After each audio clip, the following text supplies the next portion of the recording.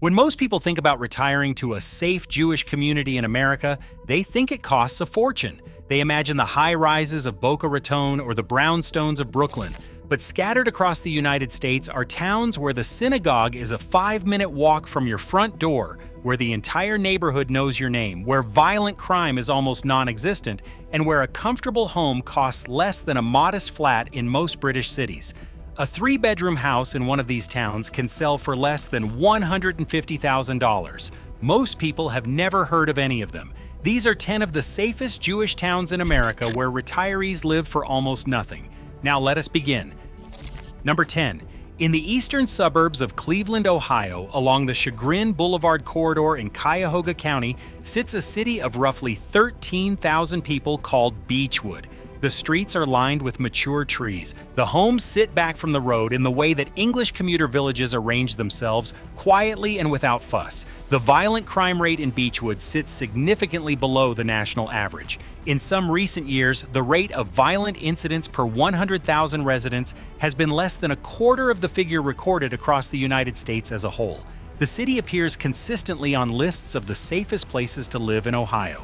An estimated 20 to 25% of residents are Jewish. The broader Cleveland Jewish community numbers close to 80,000. The Mandel Jewish Community Center, one of the largest JCCS in the entire country, sits right here. Multiple synagogues serve every denomination. The Jewish Family Service Association of Cleveland provides elder support, home visits, and social programming within easy reach. The median home value in Beachwood sits in the range of $200,000 to $250,000. A detached home in a safe, leafy suburb with a world-class Jewish community center and the Cleveland Clinic 15 minutes down the road for the price of a terraced house in an average British town. That is Beachwood.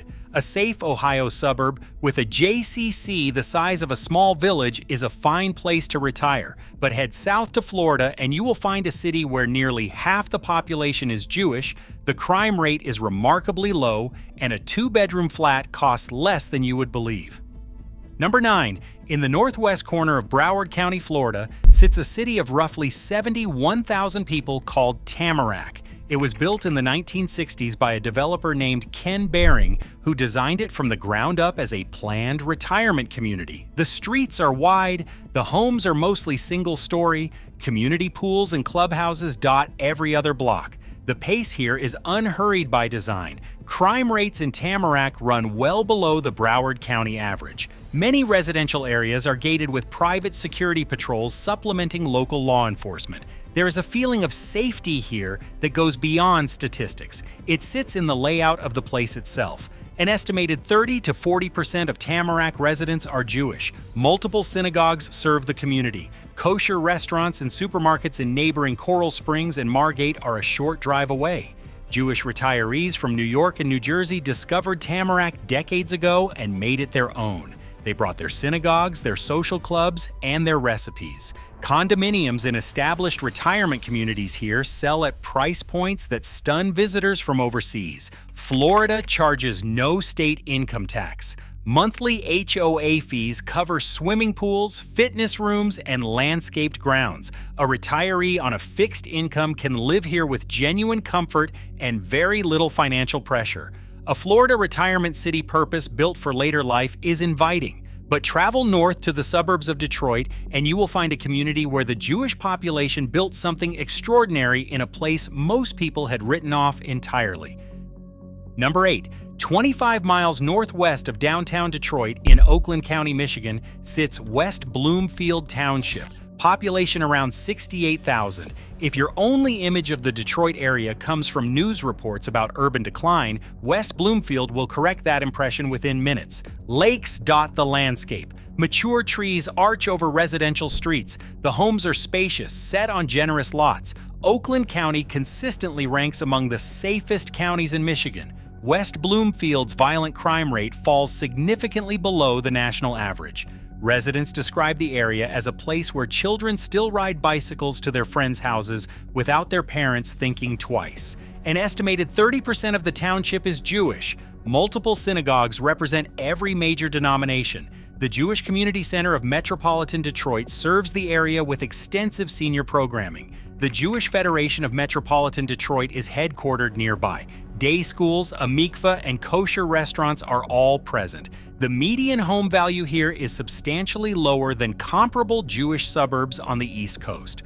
A large 4-bedroom home beside a lake, in a neighborhood with virtually no crime, costs less than a 1-bedroom flat in many parts of London. For a retiree who wants space, nature, safety, and a deep Jewish community at a fraction of coastal prices, West Bloomfield is a revelation. Number 7. A Michigan suburb where Jewish life thrives beside lakes and oak trees is a well-kept secret, but head to the Twin Cities of Minnesota and you will find a community whose Jewish roots run back over a century, in a town so safe that violent crime barely registers. Immediately west of Minneapolis sits a city of roughly 52,000 people called St. Louis Park. Known nationally as the childhood home of filmmakers Joel and Ethan Coen and former Senator Al Franken. The residential streets are lined with mid-century homes, parks with walking trails thread through the neighborhoods. There is a quietness to St. Louis Park that feels earned rather than accidental. The violent crime rate sits dramatically below the national average. St. Louis Park appears consistently on lists of Minnesota's safest communities. For a retiree concerned about personal safety, the numbers are reassuring and the daily experience confirms them. The Jewish community here dates to the early 20th century. At its peak in the 1950s and 60s, the suburb was so heavily Jewish, it earned the affectionate nickname St. Jewish Park. Multiple synagogues remain active. The Sabes Jewish Community Center serves the area. Jewish Family and Children's Service of Minneapolis provides elder support, home visits, and meal programs. The broader Twin Cities Jewish community numbers around 45,000. What makes St. Louis Park unusual is its history of welcome. When restrictive property covenants kept Jewish families out of many American suburbs, St. Louis Park actively opened its doors. That history is not forgotten. Retirees here describe a place where you are known, where neighbors check on you, where the community works the way a village is supposed to work. A Minnesota suburb with a century of Jewish history and a crime rate that barely registers is a quiet revelation. But cross the country to the suburbs of Philadelphia and you will find a township where the Jewish community shapes the rhythm of daily life for everyone who lives there. Number 6. Immediately west of Philadelphia in Montgomery County, Pennsylvania, lies Lower Merion Township. Population around 59,000. The township encompasses Bala, Sinwood, Merion, and Narberth. Old stone homes sit behind hedgerows. The streets carry the settled weight of a place that has looked this way for a long time. Lower Merion is one of the safest townships in Pennsylvania. The violent crime rate represents a small fraction of the national average. For a township that borders a major American city, the level of safety here is exceptional. The Jewish community is concentrated in Bala, Sinwood, and Merion. Multiple synagogues span every denomination. The Kaiserman ECC provides fitness, cultural, and social programming. The broader Philadelphia Jewish community numbers over 250,000 people. Har Zion Temple, one of the most historically significant conservative synagogues in America, has served this community for generations. Housing here is more expensive than the Midwest entries but remains significantly below comparable communities in the New York and New Jersey corridor. A retiree downsizing from the Northeast finds meaningful savings here without sacrificing quality or access to deep Jewish institutional life.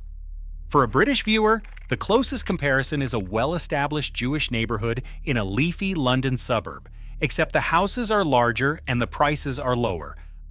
A Philadelphia suburb where Jewish institutional life stretches back generations commands respect, but return to Florida and you will find a city where Jewish retirees have built something remarkable at a price that puts its famous neighbor to shame. Number 5. In southern Palm Beach County between Delray Beach and Lantana sits a city of roughly 80,000 people called Boynton Beach, 15 minutes south of Boca Raton. Boynton Beach does not make the magazine covers. It does not have the glamour. What it has is the same sunshine, the same proximity to the ocean, much of the same Jewish communal infrastructure, and prices that are dramatically lower. Crime rates fall below county averages, particularly in the residential retirement communities.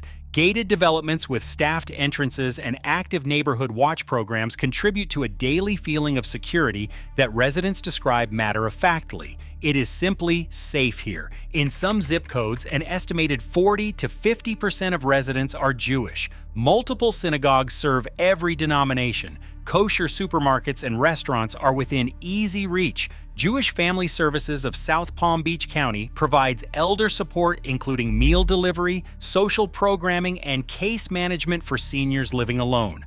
Condominiums in established retirement communities sell at prices that make British visitors pause and check the listing twice. Florida charges no state income tax. A retiree on a British state pension equivalent can manage here with comfort and dignity. Boynton Beach is where Jewish retirees who looked at Boca Raton and chose something more sensible ended up. They built the same community. The same Friday night candles, the same smell of challah from the bakery on a Thursday afternoon, the same phone calls checking whether Mrs. Goldstein needs a lift to the doctor. They simply pay less for all of it. Boynton Beach is to Boca Raton what Broadstairs is to Brighton. Quieter, cheaper, and the people who live there will tell you it is better. A retirement city that delivers the same Jewish communal life as its famous neighbor at half the price is a secret worth knowing. But leave Florida entirely and travel to a hamlet in Rockland County, New York, where the sense of community is total and the care for elderly residents is built into the very structure of daily life. Number 4. Roughly 30 miles northwest of Midtown Manhattan in the town of Ramapo, Rockland County, sits the hamlet of Monsey. It does not appear on most maps as a proper town or village, but within this unincorporated hamlet are more than 100 synagogues. 41% of residents speak Yiddish at home. Adjacent communities of New Square and Kasser are almost entirely Hasidic. Every daily need can be met without ever leaving the community. The residential Jewish neighborhoods of Monsey have low rates of violent crime. The Shomrim, a volunteer neighborhood patrol, operates alongside local law enforcement. Streets are populated at all hours with families, children, and elderly residents walking between synagogue, shops, and one another's homes. The visibility of human life on these pavements is itself a form of protection. Housing costs here are significantly lower than in Brooklyn or northern New Jersey. A 1 or 2 bedroom home in a quiet residential section costs a fraction of what the same footprint would demand 40 minutes closer to Manhattan. But the true distinction of Monsey for retirees is not the cost, it is the care. Elderly residents live embedded in a multi-generational community where grandparents live near grandchildren, where the young and old share the same streets and the same Sabbath tables. Mutual aid organizations provide food packages, medical transport, and regular home visits. These services exist not because a government agency funds them, but because Jewish religious law demands that the elderly be honored, accompanied, and fed. The care here is structural. It is not charity, it is obligation. For a retiree who fears growing old alone, Monsey answers that fear with something no government program has ever replicated: a community where 100 synagogues serve a single hamlet and elder care is a religious obligation is extraordinary. But travel to Western Pennsylvania, to a neighborhood most people outside of Pittsburgh have never heard of, and you will find one of the most remarkable Jewish communities in the entire country. Number 3. In the east end of Pittsburgh, Pennsylvania, a few miles from downtown, sits a leafy residential neighborhood called Squirrel Hill, named most likely for the black squirrels that once filled its oak trees. 2 commercial streets, Murray Avenue and Forbes Avenue, form the spine of daily life. Kosher butchers, synagogues, and bakeries line these roads in a density that feels closer to a small European town than an American suburb. Despite the devastating attack at the Tree of Life Synagogue on October 27, 2018, when a gunman killed 11 people during Shabbat morning services in the deadliest anti-Semitic attack in American history, the overall crime rate in Squirrel Hill remains well below the Pittsburgh average. The community did not flee, it drew closer. Enhanced security measures were implemented with broad communal and municipal support. The neighborhood held. It is still holding. Approximately 40% of Squirrel Hill's residents are Jewish. The United Jewish Federation found that 33% of all Jewish people in Greater Pittsburgh live in this one neighborhood. Walk down Murray Avenue and pass a kosher bakery, a Jewish day school, a yeshiva, a community center, and a mikveh before you have gone 2 blocks. What makes this neighborhood unique is that Reconstructionist, Reform, Conservative, and Orthodox families all share the same streets. In most cities, these denominations exist in separate worlds. Not in Squirrel Hill. Median home prices are remarkably affordable. A comfortable home here costs a fraction of what equivalent neighborhoods demand in New York, Boston, or Washington. A terraced house in Squirrel Hill costs less than a garage in much of southeast England. A neighborhood where every denomination shares the same streets and a home costs less than a garage in Surrey is remarkable. But our penultimate destination is a township in New Jersey where a rabbi with 13 students built one of the largest centers of Jewish learning on earth, and where the systems of mutual care run so deep that no retiree ever eats a Sabbath meal alone. Number 2. Lakewood Township, Ocean County, New Jersey. As of the 2020 census, the population stood at 135,158, an increase of 45.6% from the 2010 count. The population has essentially doubled in 20 years, and nearly all of that growth is Orthodox Jewish. It began in 1943.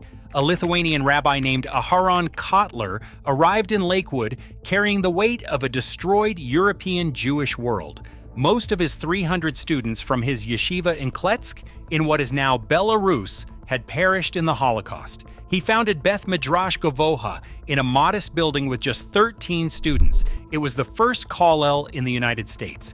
Today, it enrolls over 9,000 full-time students across 74 affiliated institutions. It is one of the largest post-secondary institutions of any kind in New Jersey. Violent crime in the Orthodox residential areas of Lakewood is remarkably low. Families walk to synagogue every Sabbath because religious law prohibits driving. Streets are populated on foot. Neighbors see one another constantly. The visibility of daily human presence on every pavement is protection that no alarm system can replicate. What truly sets Lakewood apart for retirees is the infrastructure of care. Tom Chai Shabbos, the largest kosher food pantry in New Jersey, delivers to over 1,250 families every week. Volunteers sort chicken, fish, challah, and staples at a central warehouse. Dedicated drivers fan out across the township every Friday. A delivery driver describes his work simply. Every box means another family has what it needs. He drives his route the way any other delivery driver would. No ceremony, no recognition. The dignity of the process is the point.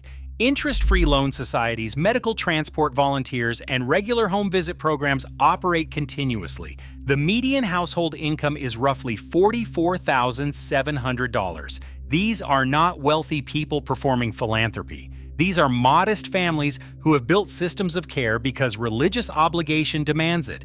For a retiree who fears isolation, Lakewood offers something that cannot be purchased in any gated development in Florida. Here, someone will always knock on your door. A township where mutual aid is structural and no retiree eats alone is extraordinary. But our final destination may be the single most overlooked retirement secret in the entire United States. A place so safe that some residents say they have never locked their front doors, where a comfortable home costs less than a single year of rent in most British cities, and where a Jewish community of remarkable warmth has existed quietly for over a century and a half. Number 1. In Johnson County, Kansas, in the southwestern suburbs of Kansas City, lies a corridor of 2 neighboring cities, Overland Park, population around 197,000, and Lakewood, population around 34,000. Most Americans could not place them on a map. Most British people have never encountered the words Johnson County in any context at all. That is about to change. Johnson County ranks as one of the safest counties in America. Overland Park has appeared on virtually every national safest cities list for over a decade. The violent crime rate is a small fraction of the national average. FBI data confirms what residents already know. This is one of the safest places a human being can live in the United States. The median home value is dramatically lower than in any coastal city. A 3-bedroom detached house in a safe, well-maintained neighborhood costs less than a 1-bedroom flat in most London boroughs. Kansas charges no state income tax on Social Security retirement benefits. The overall cost of living index sits significantly below the national average. A retiree on a fixed income will find the arithmetic almost difficult to believe. The Kansas City Jewish community numbers approximately 20,000. The majority live in the Overland Park and Lakewood corridor. The Jewish Community Center of Greater Kansas City anchors daily life with fitness facilities, cultural programming, and social events. Multiple synagogues serve every denomination. Congregation Beth Torah, Congregation Beth Shalom, the New Reformed Temple, Kehilath Israel, Village Shalom, a Jewish senior living community in Overland Park, offers a full continuum of care from independent living through memory care, with kosher meals, Shabbat observance, and full holiday programming throughout the year. The Jewish community here traces its roots to the 1850s when Jewish merchants arrived with the westward expansion. It grew quietly, steadily, without the density or drama of the coastal communities. What exists today is a mid-sized, deeply connected Jewish community in one of the safest and most affordable metropolitan areas in the country. The rabbi knows your name. The Shabbat dinner invitation arrives before you have finished unpacking your boxes. The pace of life here matches the pace you actually want to live at. A woman who moved to Overland Park from the East Coast described her first Friday evening in the community. She had arrived 3 days earlier. She knew nobody. By sundown on Friday, she had received 4 invitations to Shabbat dinner from 4 different families. She chose one. She walked into a home filled with the glow of candles and the smell of roast chicken and warm challah. A child she had never met pulled out a chair for her and said, "Sit here, this is where Grandma sits." She sat. The door stayed open all evening. Nobody locked it.